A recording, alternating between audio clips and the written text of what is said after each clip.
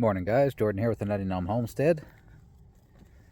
Glad y'all stopped back. I know it's been a while since I put up a video. We've been kind of busy, but I wanted to show you guys what we've been up to.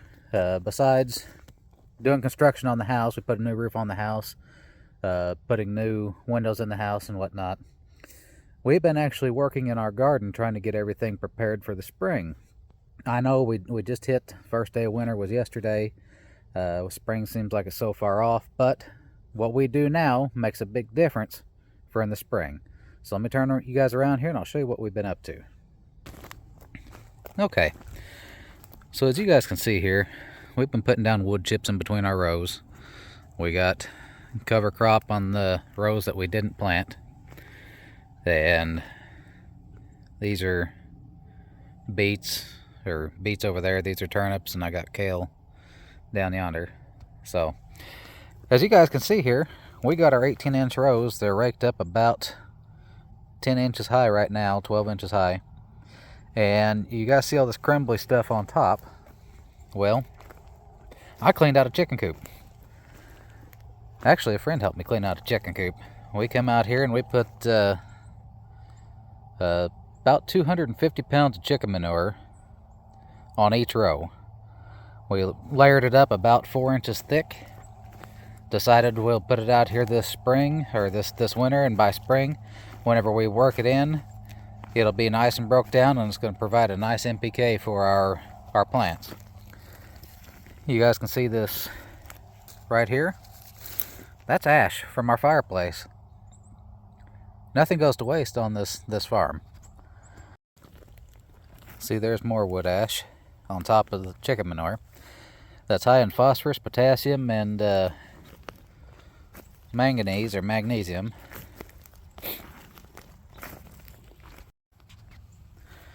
We do like to only put a little bit. Of wood ash into each of the rows. You put too much, the salts in the ash can cause an issue and make it to where none of the plants will grow. But one ash bucket per row seems to do pretty good for the potassium and phosphorus for us.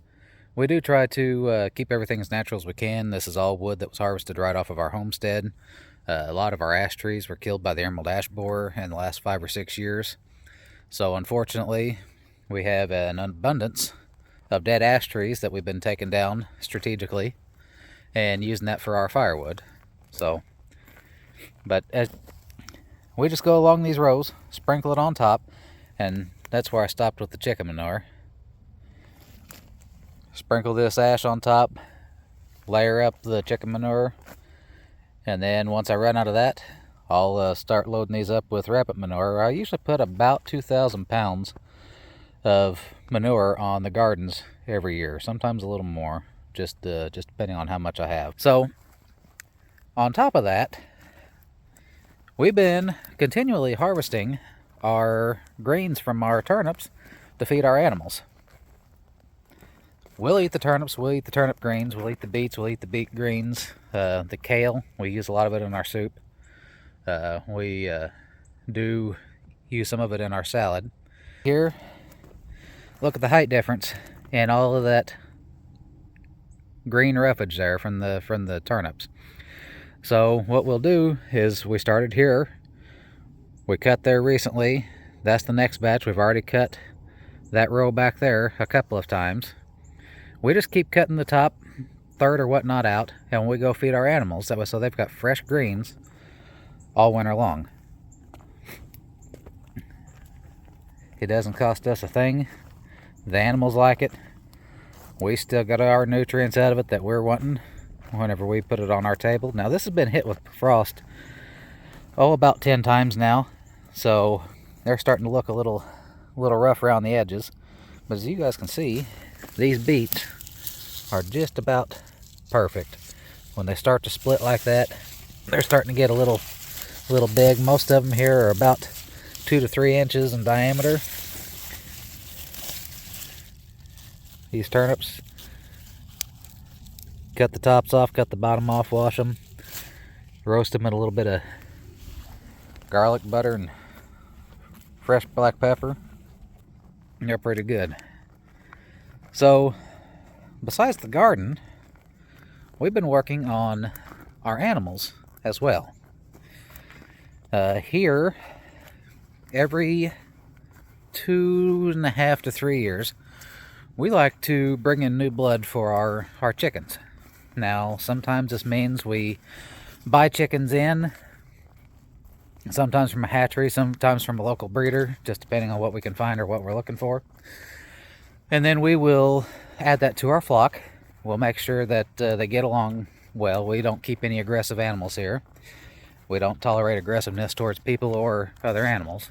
But we recently hatched out a bunch of our own chicks to add to our flock. That was so this spring, when I get rid of some of my older layers, I got new layers ready to replace them. I'll show you guys some of our new chicks. There they are. These guys are 6.5, almost 7 weeks old.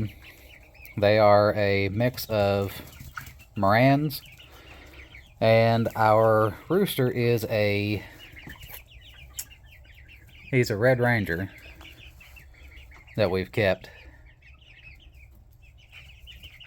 We do have an Americana cross in there, so all these guys are going to be laying brown, dark brown, or blue-green eggs. I see, just by a quick glance, looks like 3 roosters so far. So that's not bad out of 16. I'm sure there'll be a few more pop up as they get a little bit older. They're nice healthy birds. They're in here in this, it's 14 by 16. This is an open air coop that we use for our meat birds. And then we got a pop door down there for our chickens to let them out into our run outside. Now, in here, I don't know if you guys saw, we have automatic feeders. So let me turn you guys around here and I'll show you this automatic feeder. Okay, as you can see, I've actually got 2 of them in here. I'm only using one of them at the moment. What we have is a plastic tote. I think this is a 27-gallon tote. And as you can see, we've cut these ports in around this tote. There's 8 of them on there. These are 3.5-inch 90-degree street elbows. And I'll show you guys the inside. You guys see that? The chickens, they'll stick their head in, and they got plenty of room from top to bottom to go ahead and eat. And as this falls down from their meeting, it automatically feeds by gravity, so the chickens constantly have something to eat. Our ducks can actually get in here and eat too, so we've not had a problem with that. These 27-gallon totes will hold about 100 pounds of feed, which will last us a pretty good while with our chickens. Usually every bit of 2 weeks, sometimes a little longer, depending on how much we're free ranging. But they do get a little dirty. We did take some food grade silicone caulk around the inside, caulk around the outside. Just keeps everything cleaner, keeps the PVC from spinning around when the animals are in there. And what you'll see is they'll actually just stick their head in those little portholes and eat. I may make a video on making one of these. It doesn't cost that much. I only have about 10 bucks in it. A lot of this is just repurposed stuff that we get. So these automatic feeders, like I said, they're great, especially if you're getting ready to go on a trip for a weekend or whatnot. Fill up your 5-gallon water, and you know your birds are going to be good for the weekend. With the shorter days, a lot of times your chickens are going to quit laying near as often. They need about 14 hours of light to lay their eggs. We don't provide extra light. I do have a skylight in my chicken coop just to provide natural light longer in the day for the chickens.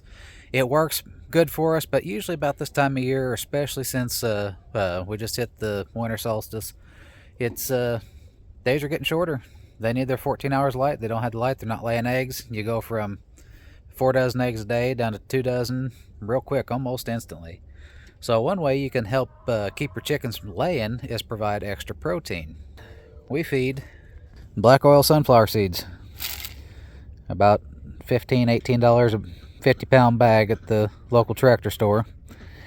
This is a 3-quart scoop. And give them about 2/3 away full. And see, the chickens are all out here just scattered around, and they know when it's time to eat. Chick, chick, chick, chick, chick, chick, chick, chick, chick, chick.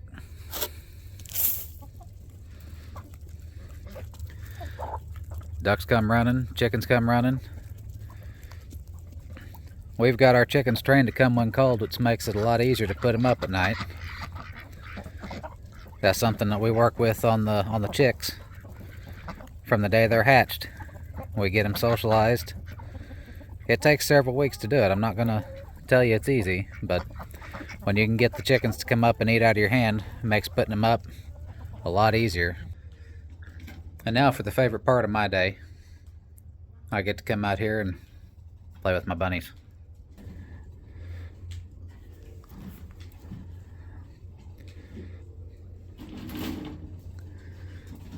Got a black otter up there, broken black. I'm pretty sure I had one kindle this morning.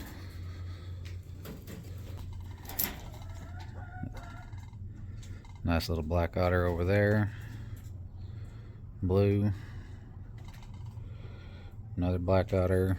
Got a broken. Trying to get some more color in our rabbit barn here.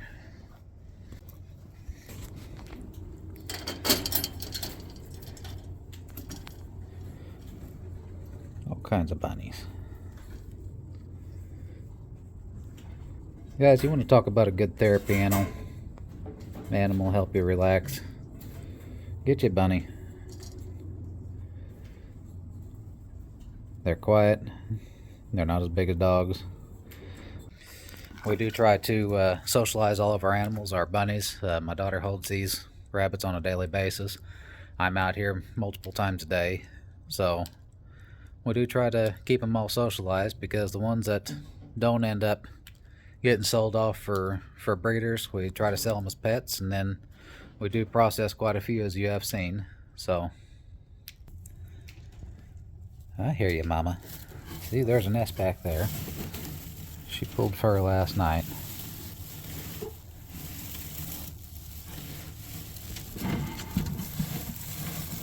Can you see him? Hey guys, this does not happen often. While I was out here, I was checking on the rabbits, and Aussie, my opal, kindled while I was out here. I knew she was getting close. She had her nest box. I actually saw the blood in her nest box here. I want to check and see what she's got.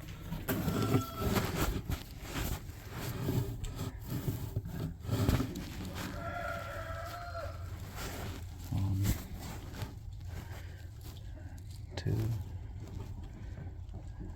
three, four, five. All right.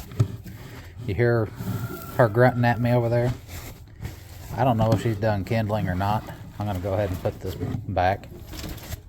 Come on, babe. Come on. Come on. There you go. Well, there's 5 healthy kits in this opal's cage. I'm just going to go ahead and put that extra hay in there. She may need it. She may eat it. But it's there if she needs it. So I'd rather her have it and not need it. Of all the times I've tried to get out here and actually catch one of my rabbits kindling, the one time I put the camera down, she starts to go. That's how it usually works. But yeah, she's got 5 healthy kits, so I'm happy with that. I think I got one that has kits. Yeah, she's got a couple.